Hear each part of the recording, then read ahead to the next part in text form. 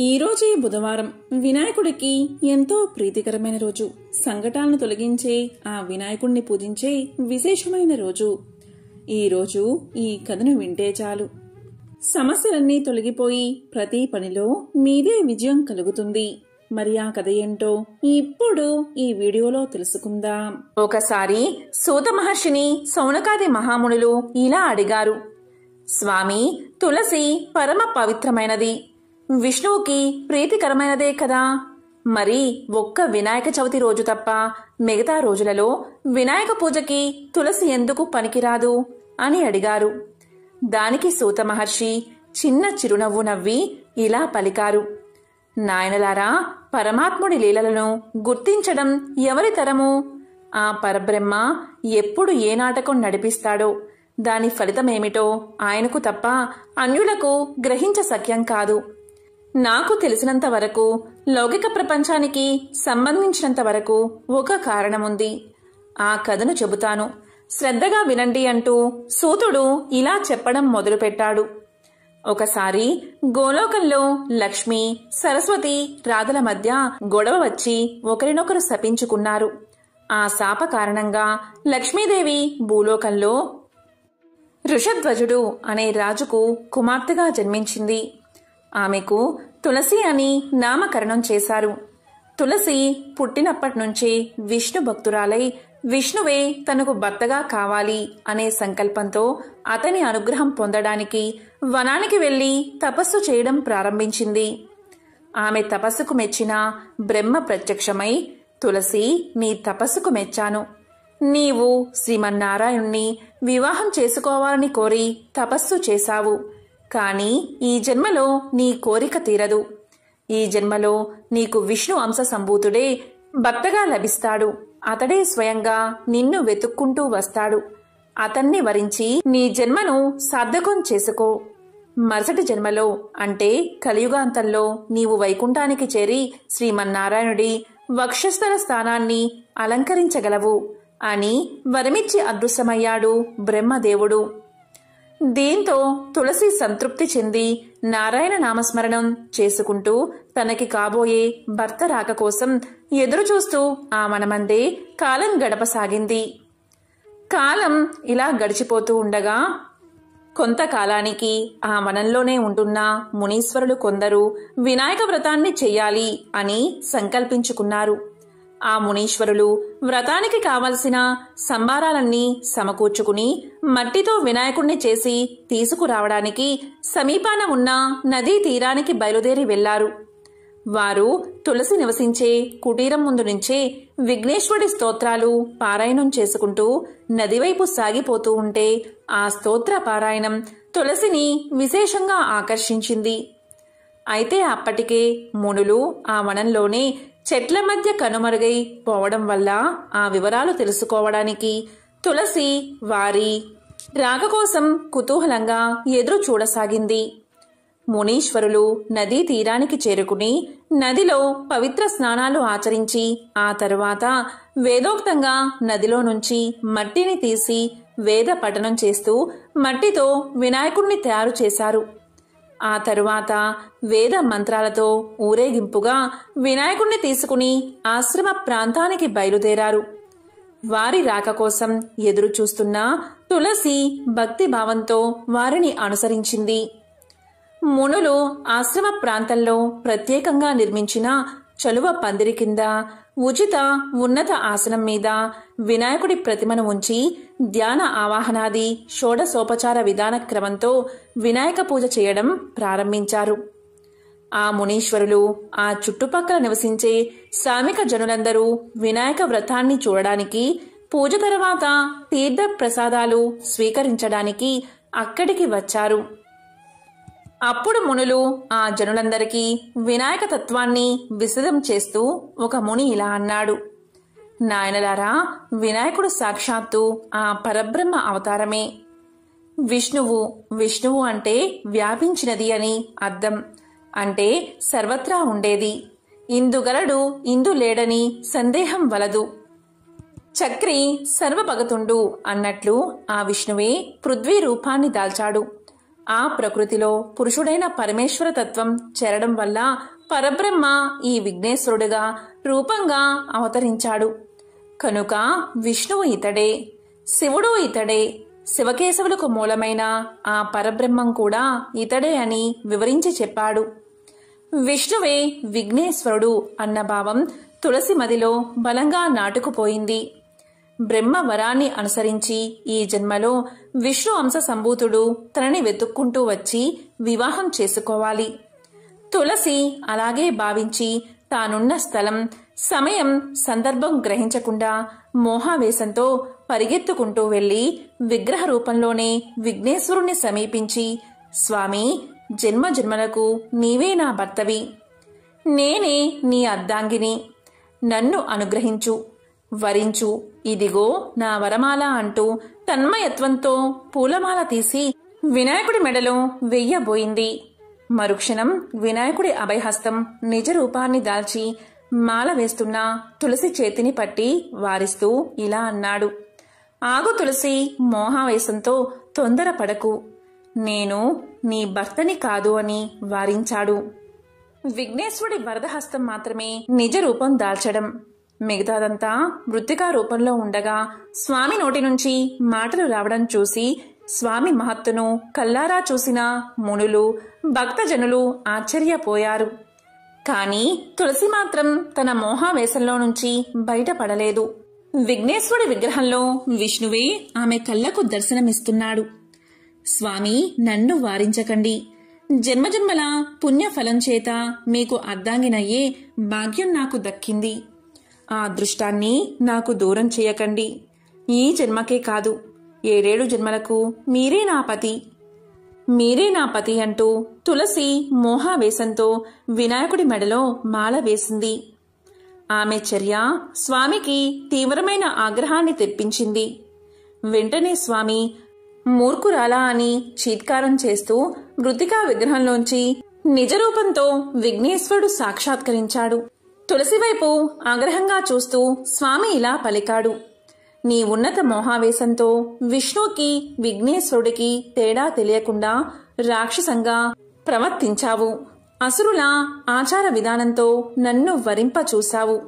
నీ మూర్ఖత్వానికి ఫలితంగా నీవు ఒక అసురుడికి ఇల్లాలివి అవుతావు అని శపించాడు. విఘ్నేశ్వరుడి వాక్కులు విని తులసి అవాక్కయింది. అప్పుడు మునులు స్వామికి నమస్కారం చేసి ప్రార్థిస్తూ ఇలా పలికారు. స్వామి, ఈ తులసి లక్ష్మీ అంశ, కారణ జన్మురాలు కూడా. ఈమె శ్రీమన్నారాయణుడి అర్ధాంగి. రాధ శాపవసాన ఇలా అవతరించింది. విష్ణువుకే అర్ధాంగి కావాలి అనే తపనతో విష్ణుతత్వం గల నిన్ను ఆ విష్ణుదేవుడిగా భావించి వరమాల వేసిందే కాని వేరే దురుద్దేశంతో కాదు. ఈమెను మన్నించు, శాప ఉపహరణం అనుగ్రహించు అని వేడుకున్నారు. ఆ మాటలు విని విఘ్నేశ్వరుడు శాంతించి, రాధ శాపఫలంగా ఈ తులసి ఈ జన్మలో జలంధరుడు అనే అసురుడికి అర్ధాంగి అవుతుంది. తరువాత పరిణామాలు ఈమె శాపం చేత తులసి వృక్షరూపంగా అవతరిస్తుంది. తులసి మాలను విష్ణువు ప్రీతిగా నిత్యమూ ధరిస్తాడు. తులసి పత్రాలతో విష్ణువును పూజించిన వారు మోక్షాన్ని పొందుతారు. తులసి పూసల మాలలో జపానికి ఉపయోగపడుతుంది. తులసి పూజలు అందుకుంటూ విష్ణుదేవుని పూజలకు ప్రీతి పాత్రురాలై ఈ యుగాంతమున నిజ రూపాన్ని దాల్చి విష్ణు సన్నిధిని చేరుకుంటుంది అని అనుగ్రహించాడు విఘ్నేశ్వరుడు. దాంతో మునులు, జనులు సంతోషించి విఘ్నేశ్వరుణ్ణి వేనోళ్ల కీర్తించారు. అప్పుడు తులసి చేతులు జోడించి ఇలా పలికింది. స్వామి, నీ పూజకి కూడా నాకు అర్హత ప్రసాదించు అని. అప్పుడు విఘ్నేశ్వరుడు తల పంకించి ఇలా పలికాడు. తులసి, నేడు నా జన్మదినం. దీనిని వినాయక చవితి అని లోకులు పిలుస్తారు. ఈ ఒక్క శుభదినం రోజు మాత్రం నా భక్తులు నాకు సమర్పించే పత్రి పూజలో తులసి పత్రాన్ని కూడా స్వీకరిస్తాను. వినాయక చవితి రోజు తప్ప మిగతా సమయ సందర్భాలలో నిత్య పూజలలో తులసి పత్రంతో నన్ను పూజిస్తే దోషం కలుగుతుంది. ప్రతి సంవత్సరం వినాయక వ్రత పూజకు మాత్రం తులసిదళం అర్హమైనది అనే వరమిచ్చి అనుగ్రహించాడు. ఈ కారణం చేతే ఆ రోజు నుంచి ఒక్క వినాయక చవితి రోజు తప్ప మిగతా రోజులలో వినాయకుడి పూజకు తులసి నిషేధించబడింది. ఒకప్పుడు పరమేశ్వరుడు పార్వతీ సమేతుడై కైలాస శిఖరంపై కొలువు తీరి ఉండగా సమస్త దేవతా గణాలు వారి సందర్శనార్థమై విచ్చేశారు. అద్భుతమైన తమ గాన కౌశలంతో శంకరుడికి ప్రీతి గావించారు. గంధర్వులంతా అప్సరసలు నాట్యం చేశారు. కొందరు మునులు నేత్రాలతో ధ్యానించసాగారు. మరికొందరు గౌరీ వల్లభుణ్ణి మానసిక ఉపచారాలతో పూజించారు. వశిష్ఠ, వామదేవ, జమదగ్ని, భరద్వాజ, గౌతమ మునీశ్వరులంతా వివిధ స్తోత్రాలతో స్తుతించారు. అప్పుడు శివుడి తలపై ఉన్న శేషుడు ఇలా అనుకున్నాడు, ఈ 3 లోకాల్లోనూ నేనే శ్రేష్ఠుడిని. అందుకే శివుని శిరస్సుపై ఉన్నాను. భూభార సామర్థ్యం నాకు కాక ఎవరికీ లేదు. నా జాతికి చెందిన వాసుకునే కవ్వపు తాటిగా చేసుకుని దేవతలు, రాక్షసులు అమృతాన్ని సిద్ధింప చేసుకుని అమరులు అయ్యారు. కనుక నాకంటే ఉత్కృష్టమైన వారు ఎవరూ లేరు అన్న అహం అతనిలో కలిగింది. శివుడు శేషుని మనో అభీష్టాన్ని తెలుసుకుని ఆగ్రహ ఆవేశుడై తనపై ఉన్న శేషుణ్ణి తీసి నేలపైకి విసిరి కొట్టాడు. అప్పుడు శేషుని యొక్క ఒక్కొక్క శిరస్సు 10 భాగాలై మూర్ఛిల్లిపోయి మరణించిన వాడివలే పడిపోయాడు. ఇలా ప్రాణమాత్ర వశిష్ఠుడైన శేషుడు దుఃఖిస్తూ తనలో తాను ఇలా అనుకున్నాడు, త్రైలోకేశ్వరుడు అయినటువంటి ఈ శివుడికే శిరో అలంకారం అయినప్పటికీ ఇటువంటి దురవస్థ కారణం చేత రెక్కలు విరిగిన పక్షులా ఎటూ కదలలేకుండా ఉన్నాను. నన్ను రక్షించి సేద తీర్చేవారు ఎవరు? తిరిగి నా స్వస్థలాన్ని పొందగలిగే ఉపాయం చెప్పే వారెవరు అని అనుకుంటూ విచారిస్తూ ఉండగా అతనికి ఆ మార్గంలోనే వస్తున్న నారదుడు దైవవసాన కల్పించాడు. అప్పుడు నారదుడు శేషుణ్ణి చూసి ఇలా పలికాడు, ఎందుకని దుఃఖిస్తున్నావు? నీ శిరస్సును ఎందువల్ల హగ్నాలు అయ్యాయి? నీవు ఏ మునికైనా అపచారం చేసి వారి ఆగ్రహానికి గురయ్యావా? లేక గర్వంతో శంకరుడికి ఏమైనా అపచారం చేశావా? శేష, ఆ కారణం నాకు చెప్పు, తగిన ఉపాయాన్ని చెబుతాను అని అనగా ఆదిశేషుడు జరిగిందంతా వివరించి, ఓ ముని పుంగవ, తీవ్రంగా గాయపడి మునుపటిలా భూమండలాన్ని నా శిరస్సులపై మోయగల సామర్థ్యం, అలాగే నా పూర్వపు స్థితి నాకెలా సిద్ధిస్తుందో ఉపాయాన్ని దయతో తెలుపు, నన్ను కృతజ్ఞుణ్ణి చెయ్యి అంటూ ప్రార్థించాడు. అప్పుడు నారదుడు ఇలా పలికాడు, ఓ నాగరాజా, నీకు దేవదేవుడైన గజానుని యొక్క అనుగ్రహం కలిగించి మహామంత్రోపదేశం కావిస్తాను. ఎవరి యొక్క దివ్య అనుగ్రహ ప్రభావం చేత ఇంద్రాది దేవతలు తమ తమ పదవులను పొందారో, త్రిమూర్తులు జ్ఞానవంతులై సృష్టి స్థితి లయలను నెరవేర్చుతున్నారో అటువంటి దేవదేవుడైన మహాగణపతి దేవుడు ప్రసన్నుడైతే నీవు తిరిగి నీ పూర్వపు వైభవాన్ని దక్కించుకోగలవు. శేష, నీకు పూర్ణ స్వస్థత చేకూరుటువంటి గణేశ సరక్షరీ మంత్రాన్ని ఉపదేశిస్తాను. దీన్ని కనుక నీవు శ్రద్ధతో జపించినట్లయితే నీకు గజాననుడు తప్పక సాక్షాత్కరించగలడు అంటూ నారద మహర్షి శేషునకు మంత్రోపదేశం చేసి అదృశ్యమయ్యాడు. అప్పుడు శేషుడు తపస్సు చేయడానికి కృతజ్ఞుడై తన సర్వేంద్రియాలను నియంత్రించుకుని గజాలన్నీ ధ్యానం చేసి అచంచల భక్తితో ఆ పరమ మంత్రాన్ని తదేక దీక్షతో జపించసాగాడు. ఇలా 1000 దివ్య సంవత్సరాలు గడిచిన తర్వాత దేవదేవుడైన గజాననుడు శేషుడికి సాక్షాత్కరించాడు. సింహవాహనారూఢై త్రినేత్రుడు మెడలో మెరిసిపోయే ముత్యాల హారాలతో రత్న కిరీటాన్ని రత్న రుద్రాక్షలను దాల్చి ఏకదంతుడై దర్శనమిచ్చాడు. ఏ విధంగా ధ్యానించాడో అలాంటి మూర్తిగానే సాక్షాత్కరించాడు. అప్పుడు విఘ్నేశ్వరుడు ఇలా పలికాడు, ఓ నాగరాజా, నీవు అహంరాత్రులు ఏక మనస్కుడై ఎవరినైతే ధ్యానించావో ఆ గజానుని నేనే. నీ భక్తికి మెచ్చి నీకు కోరిన వరాలు ఇవ్వాలి అని నీ ఎదుట సాక్షాత్కరించాను. సృష్టి స్థితికి లయలకు కారణమైన పరబ్రహ్మ తత్వాన్ని నేనే. నా తేజస్సు వల్లే సూర్యచంద్రాది నక్షత్రాలు ప్రకాశిస్తున్నాయి. పరబ్రహ్మ స్వరూపుడైన నేను సగుణ రూపంలో ఆవిర్భవించాను. నీకు కావలసిన వరాలు అన్నిటినీ కోరుకో అని గంభీర ధ్వనితో గణపతి పలకగానే శేషుడు ఇలా భక్తి ప్రావణ్యంతో వేడుకున్నాడు, ఓ దేవదేవా, నీ దివ్య సందర్శనం చేత నా జన్మ, తపస్సు, జ్ఞానము సార్థకమయ్యాయి. నా మాతాపితృలు ధన్యులు అయ్యారు. నా నేత్రాలు, దేహము, శిరస్సు అన్నీ ధన్యాలు అయ్యాయి. నిన్ను స్తుతించడం వల్ల నా జిహ్వ కూడా ధన్యమైంది. నీ సందర్శన భాగ్యం చేత నా నాగజాతి కూడా ధన్యమైంది. ఓ దేవా, నీవు సకలము ఎరిగిన సర్వజ్ఞుడవు. అనర్థకారి అయిన గర్వకారణం చేత నా శిరస్సులు ఈ రకంగా ముక్కలయ్యాయి. పరమేశ్వరుడి ఆగ్రహానికి గురయ్యాను. దైవికంగా కలిగిన అనుగ్రహం చేత నీ సందర్శన భాగ్యం లభించింది. ఓ దేవా, 3 లోకాల్లోనూ శ్రేష్ఠత్వాన్ని, ధనాధరణ సామర్థ్యాన్ని నాకు ఇవ్వు. స్థిరమైన స్థానాన్ని నాకు ప్రసాదించు. నిత్యము నీ సందర్శన భాగ్యాన్ని నాకు అనుగ్రహించు. శంకరుని సాహిత్యం, స్థిరభక్తి నాకు అనుగ్రహించు అంటూ ప్రార్థించాడు. అప్పుడు వినాయకుడు ఇలా పలికాడు. శేష, నీ 100 శిరస్సులు ఒక్కొక్కటి 10 ముక్కలైపోయాయి. కనుక నీవు 1000 పడగలతో సహస్రవదనను అనే ప్రఖ్యాతి దాల్చుతావు. అతి దుర్లభమైన ధరాధరణ సామర్థ్యం నీకు కలుగుతుంది. ఇకపైన నీవు స్థిరంగా శంకరుణ్ణి అలంకరించగలవు. నా సాన్నిధ్యాన్ని కూడా పొందగలవు. నీ సకల మనోభీష్టాలు అవశ్యం నెరవేరుగాక అంటూ వరాలు ఇచ్చి అతనిని అనుగ్రహ పురస్కారంగా తన ఉదరాన బంధించుకున్నాడు. గణపతి ఆనాటి నుంచి వినాయకుడికి వేలబద్ధుడు అనే పేరు వచ్చింది. ఒకసారి దేవేంద్రుడు, ఆయన సతీమణి కొన్ని ఇబ్బందికర పరిస్థితుల్లో ఎవరికీ కనబడకుండా అడవిలో వెదురు చెట్ల రూపం ధరించి ఉండవలసి వచ్చింది. కాలాంతరంలో వర్షాలు లేకపోవడంతో అనావృష్టి ఏర్పడింది. చెట్లన్నీ ఎండిపోతున్నాయి. ఇంద్రుడు తాను ఇక్కడ ఉండి కూడా ఏమీ చెయ్యలేకపోతున్నానే అని బాధపడుతున్నాడు. ఇలా చెట్లన్నీ ఎండిపోయి చనిపోతే అడవిలో జీవిస్తున్న జంతువులు, పక్షులు మొదలైన జీవులన్నీ ఏమైపోవాలి? ఏదో ఒకటి చేసి ఈ అడవిని రక్షించాలి అనుకున్నాడు ఇంద్రుడు. ఒకరోజు నారదుడు అక్కడికి వచ్చి దిగాలుగా ఉన్న వారిద్దరినీ చూసి ఇలా పలికాడు. దేవేంద్ర, ఎందుకు అలా విచారంగా కనిపిస్తున్నారు అని అడిగాడు.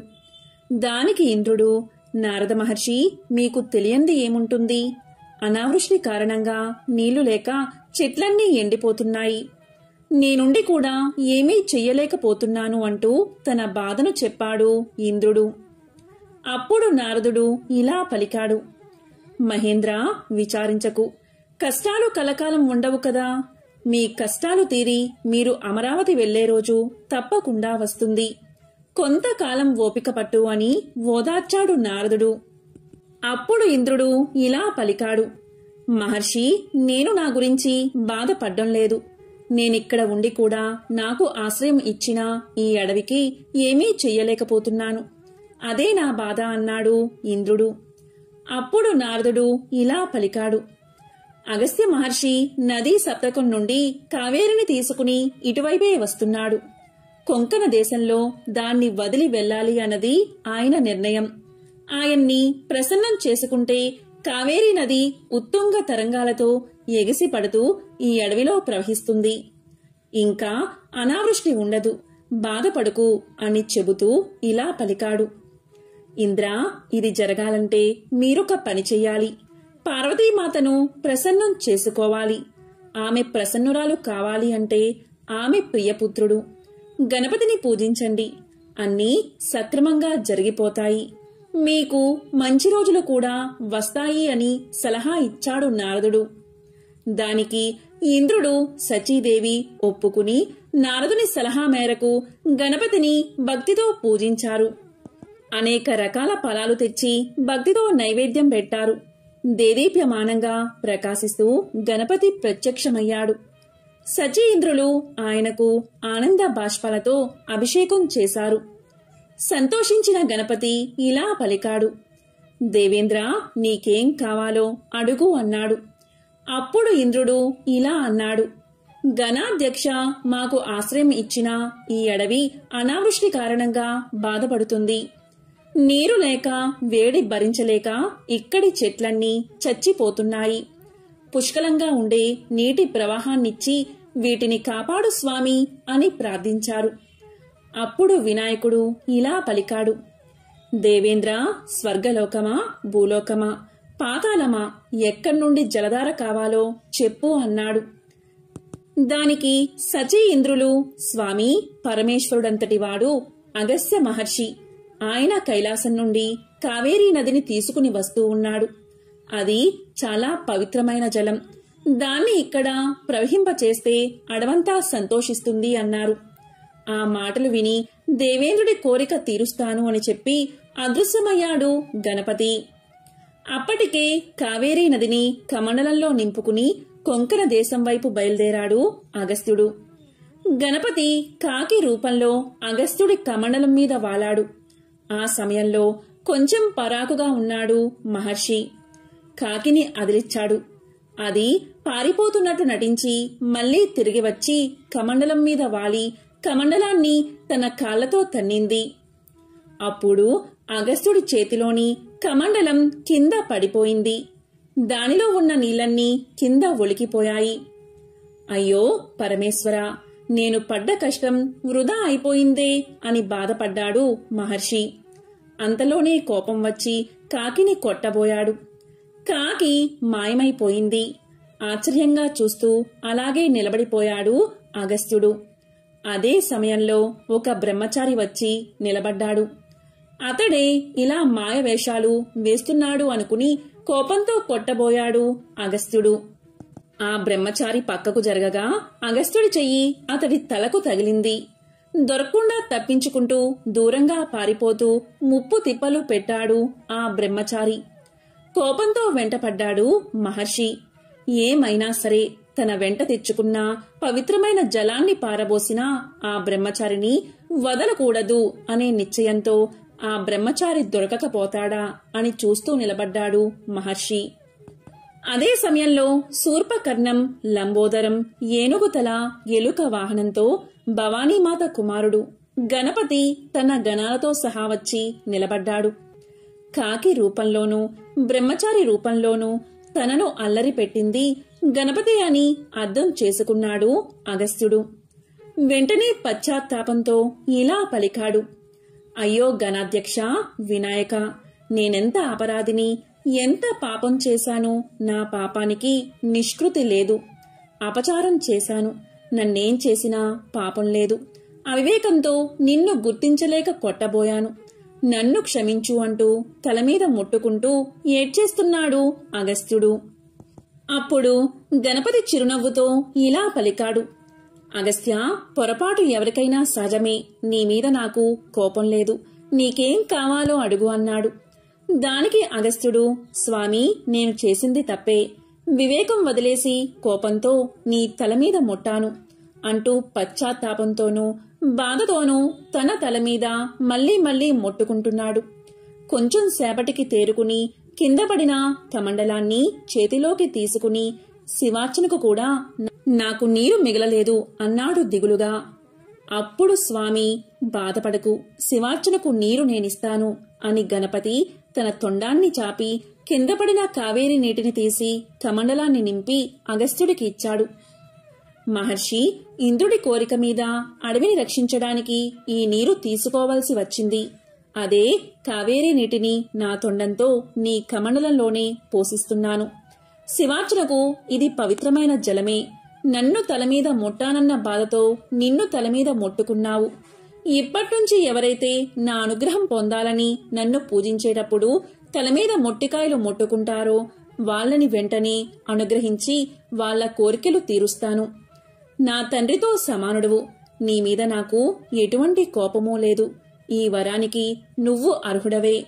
నీ వలన నా భక్తులు తక్కువ పూజతో ఎక్కువ ఫలితాన్ని పొందుతారు అని చెప్పి ఇంకా ఎన్నో వరాలు అగస్త్య మహర్షికి ఇచ్చి అంతర్ధానమయ్యాడు గణపతి.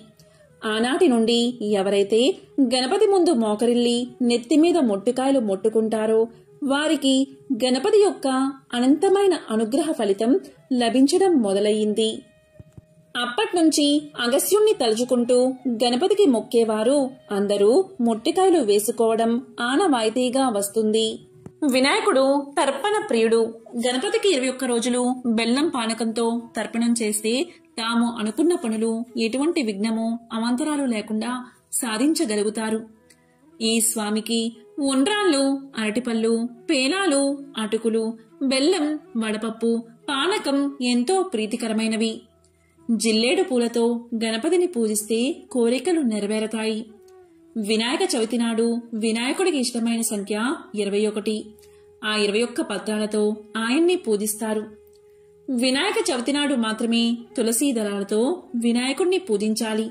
మరి ఏ ఇతర రోజుల్లోనూ వినాయకుణ్ణి తులసీ దళాలతో పూజించకూడదు. అలా పూజించకపోవడానికి వెనుక ఒక కథ ఉన్నట్లుగా తెలుస్తుంది. ఒకసారి వినాయకుడు తపస్సు ఆచరిస్తున్న సమయంలో తులసి ఆయన పట్ల మరలుకుని ఆయన తపాన్ని భంగం చేసింది. తనను వివాహం చేసుకోమని కోరింది. ఆమె కోరికను నిరాకరించినప్పటికీ ఆమె తన కోరికను పట్టుదలను విడవకపోవడంతో ఆగ్రహం చెందిన గణేశుడు ఆమె రాక్షసుణ్ణి భర్తగా పొందుతుందని, వృక్షరూపం పొందుతుందని శపిస్తాడు. అప్పుడు తులసి తన తప్పును తెలుసుకుని క్షమించమని ప్రాధేయపడుతుంది. అప్పుడు వినాయకుడు ఆమెను కనికరించి ఆమె విష్ణుమూర్తికి ప్రియమైంది అవుతుందని, ఆమె చెట్టు రూపంగా మారినా కూడా తులసి పేరుతో పూజించబడుతుందని, ఆ దళాలు మాలగా కూర్చబడి విష్ణుమూర్తి కంఠానికి అలంకారంగా మారుతాయని, తులసి దళాలు పరమ పవిత్రమైనవిగా భావించబడతాయని, భగవంతుణ్ణి తులసి దళాలతో పూజిస్తే ప్రీతి చెంది భక్తులను అనుగ్రహిస్తాడని చెప్పి గణపతి తులసికి ఆనందాన్ని కలిగించాడు. గణపతికి గరిక అంటే ఎంతో ప్రీతి. గరికతో ఆయన్ని పూజిస్తే ఆ స్వామి భక్తుల పట్ల తన కృపా వీక్షణాలను ప్రసరింపచేస్తాడు. ఏ నోములు, వ్రతాలు, పూజలు చేసినా హరిద్రా గణపతికే మొదటి పూజ. హరిద్రా గణపతి అంటే పసుపు గణపతి. పసుపు గణపతికి ప్రథమ పూజ జరిపించడానికి వెనుక ఒక కారణముంది. అది ఏంటి అంటే, పూర్వం త్రిపురాసురులు అనే 3 రాక్షసులు ఉండేవారు. ఆ రాక్షసులు పర్వత రూపాలుగా ఉండేవారు. అయితే ఆ రాక్షసుల 3 సంహరించాలి అంటే ఒకేసారి ఆ 3 పురాలను కూల్చివేయాలి. అలా చేయడానికి ఆ పురాలు 3 ఒకే వరుసలో లేవు. అప్పుడు శివుని వాహనమైన నందీశ్వరుడు తన 3 కొమ్ములతో ఆ 3 ఒకే వరుసలో నిలబెట్టాడు. 3 పర్వతాలు ఒకే చోట ఉండడంతో శివుడు నారాయణాస్త్రాన్ని ఉపయోగించి ఆ 3 రాక్షసులను వధించాడు. కాని దురదృష్టవశాత్తు నంది 3వ కొమ్ము విరిగిపోయి భూమిపైన పడిపోయింది. అప్పుడు విఘ్నేశ్వరుడు విరిగిపోయిన నందీశ్వరుడి పసుపు కొమ్మును వెతికి తెచ్చి అతనికి అప్పగించాడు. అందుకు పరమశివుడు సంతోషించి ప్రతి ఇంట ఈ పసుపు కొమ్మును దంచి ఆ పొడిని శుభకార్యాల్లో వాడాలని, పసుపు శుభప్రదమని, సౌభాగ్యకరమని తెలియచేశాడు. ఆ పసుపు పొడితో తయారు చేసిన హరిద్రా గణపతికి ప్రథమ పూజ చెయ్యాలని ఆదేశించాడు. మట్టితో చేసిన గణపతిని పూజించడం ఎంతో శ్రేష్టం. వెండితో చేసిన గణపతిని పూజిస్తే తలపెట్టిన కార్యం పూర్తవుతుంది. మంగళవారం నాడు చవితి తిథి, హస్త నక్షత్రం ఉండే రోజు గరికతో జిల్లేడు పూలతో వినాయకుడిని పూజిస్తే సమస్త లాభాలు చేకూరతాయి. వినాయకుడికి సిద్ధి, బుద్ధి అనే 2 పత్నులు ఉన్నారని, బ్రహ్మ వారిద్దరిని గణపతికి ప్రసాదించాడని పురాణ కథనం. క్షీరసాగర మదనం జరపడానికి ముందుగా సురులు, అసురులు గణపతిని పూజించకుండా ఆ పనిని తలపెట్టారు. అందువల్ల వారి పనికి విఘ్నం ఏర్పడ్డంతో విష్ణుమూర్తి వారికి సహాయపడ్డాడు. ఆ పాలకడలి నుంచి లక్ష్మీదేవి ఉద్భవించింది. లక్ష్మీదేవిని వినాయకుడు తీసుకెళ్లిపోతాడు. బ్రహ్మ, ఇంద్రుడు మొదలైన వారు గణపతితో లక్ష్మీదేవి విష్ణుమూర్తి పత్నిగా నిర్ణయించబడిందని చెప్తారు. అప్పుడు వినాయకుడు లక్ష్మీదేవిని స్వామివారికి అప్పగించి, అంటే విష్ణుమూర్తికి అప్పగించి లక్ష్మీదేవి అంశతో భార్య కావాలని కోరతాడు. బ్రహ్మ సిద్ధిలక్ష్మి, బుద్ధిలక్ష్మి అనే 2 కన్యలను సృష్టించి గణపతికి ఇస్తాడు. అప్పట్నుంచి వినాయకుడు లక్ష్మీ గణపతి అయ్యాడు. గజాననుడు, లంబోదరుడు, విఘ్న నాయకుడు, ఏకదంతుడు, నాట్య గణపతి, వినాయకుడు, మూషిక వాహనుడు, గణనాయకుడు, ఉమాసుతుడు, విఘ్నేశ్వరుడు మొదలైన ఎన్నో పేర్లతో స్వామి పూజించబడుతున్నాడు. జ్ఞానాన్ని, విద్యను ప్రసాదించే దైవం వినాయకుడు. ఆయన ముందు గుంజీలు తీసిన వారు ఆ స్వామి అనుగ్రహానికి ప్రీతి పాత్రులవుతారు. ఎంతో పవిత్రమైన విశేషమైన ఈ బుధవారం రోజు వినాయకుడికి సంబంధించిన ఈ కథలను విన్నా, చదివినా, చెప్పినా, వినిపించినా సకల శుభాలు కలుగుతాయి. జన్మల పాపాలు తొలగి కోటి జన్మల పుణ్యం వస్తుంది. ఓం గం గణపతియే నమః.